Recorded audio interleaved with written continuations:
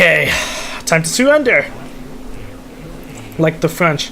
Well, in the top of the map here, which is Penguin Paradise, we have It's in the Bible, in the red, playing as Marines, and he had to be specific, he randomed Marines. His opponent on the bottom of the map is Rickard in the dark blue, playing as Guardians. I actually don't know much about It's in the Bible. I've heard that he's good, and I hear that he's an old player, but I've never seen him play yet. And at the same time, he opened Gen first, which is weird. And there's no justification ever to open Gen first, in my opinion. There's no justification ever to go Gen, then Barracks. I mean, if you were playing super greedy and you were overconfident, I could understand going Generator, then something like I don't know, Resource Enhancer, maybe. But Generator, then Barracks. On the other hand, he didn't build a Marine, so I guess it isn't necessary. It didn't make a difference if he went Barracks or Gen first, I guess, because he was going to delay his first Marine, I guess. I don't know. But if he had been attacked early on, maybe, or whatever, it doesn't make too much of a difference. Just because of how slow Marines are anyways, I guess. Where's his Harpy? I think his Harpy is dead. I would assume so. But yeah, Rickard is a Guardians main. I hear he's on a similar tier with Midna. And before Midna learned how to go past Tech 1, I mean, Midna knew how to, but he had the belief that going past Tech 1 was risky in a Guardians versus Guardians, and that there was no strategic advantage to doing it, and it just put you at a disadvantage because of the cost and time and energy requirements. On the other hand, I know Rickard apparently was able to win base races in very close games versus Midna in a couple Guardians versus Guardians matchups. So I think they are somewhat similar in tech level. I mean, in talent level. Well, they were until Midna learned how to started choosing to tech. I would assume they're still pretty even, probably. On the other hand, Rickard isn't reacting to this, which could be a problem. Because Valkyries actually do good damage versus, Harpies do good damage versus vehicles, and, these are pretty tanky, but they're still taking a lot of damage, especially this one. And I don't think Rickard has seen this yet. He's actually focusing on killing. This is funny, both players are killing each other's harvesters. Neither player's reacting. Oh my god, the ogre went in the wrong direction. Okay, so that harvester's still alive, but it was denied. It was denied off the field. Well, this one might actually die. Meanwhile, this harvester's moving over here, and so yeah, it's actually gonna live, it seems, most likely. But yeah, it's in the Bible, being a little slow to react to this, definitely.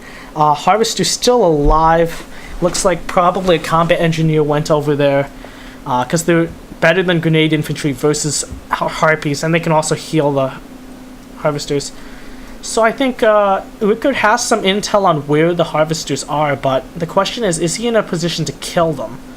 On the other hand, because the short rush distance on the map, I think it's actually one of the better maps for Marines for Marine versus Guardians, because they can often force kind of like a early game engagement that will put Guardians in trouble if they aren't on Spectre tech yet.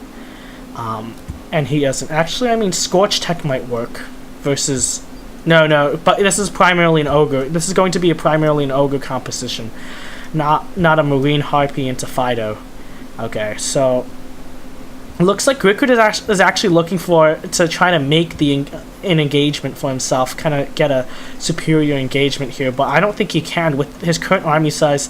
I think actually It's in the Bible is in a better position right now.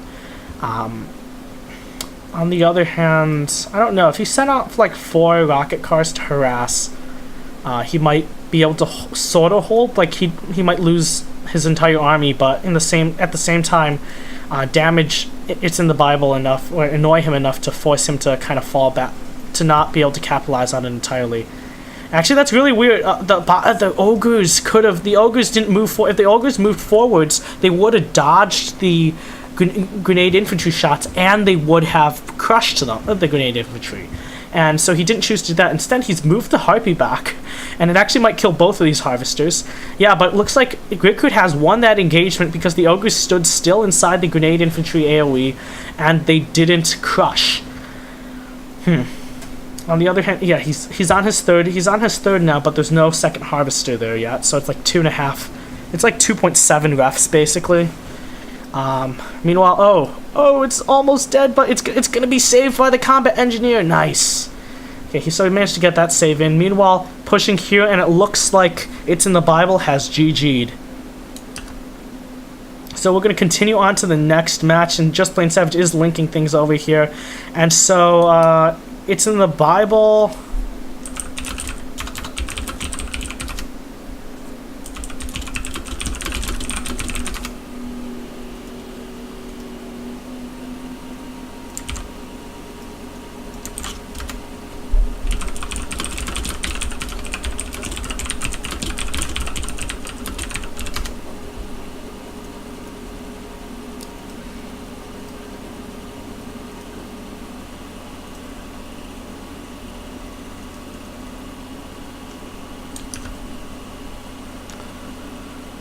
Okay, so, It's in the Bible has started his...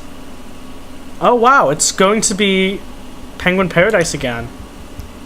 That's an interesting choice, to choose Penguin Paradise right after losing on it. And then again, he did random on the last match, so this time he might be... I don't know, might work. So I'm just going to wait for the match to start here. And let's go. So let's see who's watching. 18 watchers. Okay. John Eigner. I'm the best SC2 player EU West. I don't own the game, but I beat everyone easily.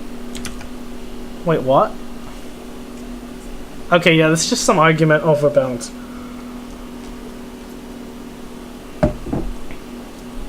Oh, there's actually like things going on in chat now, and.